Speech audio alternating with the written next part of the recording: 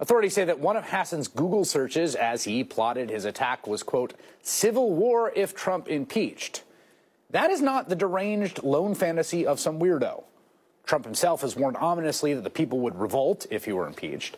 But the idea of a second civil war to defend Trump is an ever-present topic among the right-wing media, reflected regularly in headlines on conservative news sites.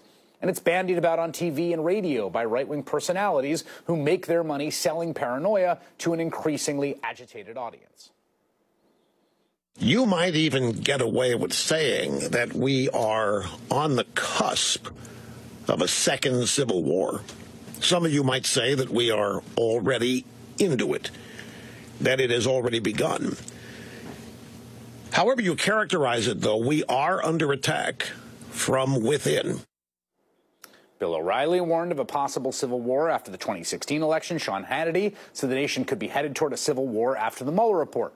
Roger Stone said impeachment would bring, quote, "a spasm of violence in this country, an insurrection like you've never seen."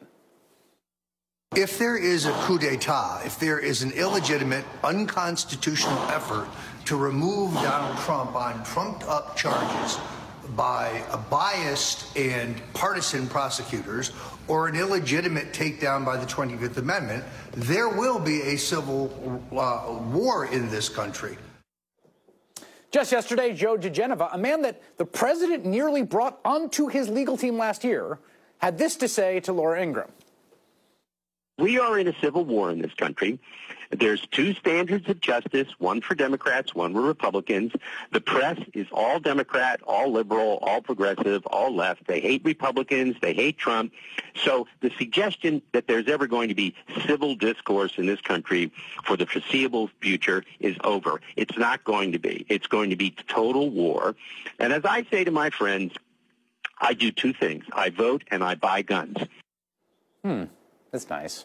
The president and his allies insist that anyone who does not stand with Trump is out to destroy him by any means necessary. They warn of rigged elections and criminal invasions and a deep state conspiracy and a coup d'etat. And when Trump superfan Cesar Sayak then sends pipe bombs to Trump's critics and tries to murder about 24 of them, and Christopher Paul Hassan plots to murder Democrats and journalists, they insist that the rhetoric is somehow irrelevant, that their incitement does not matter. But it does matter.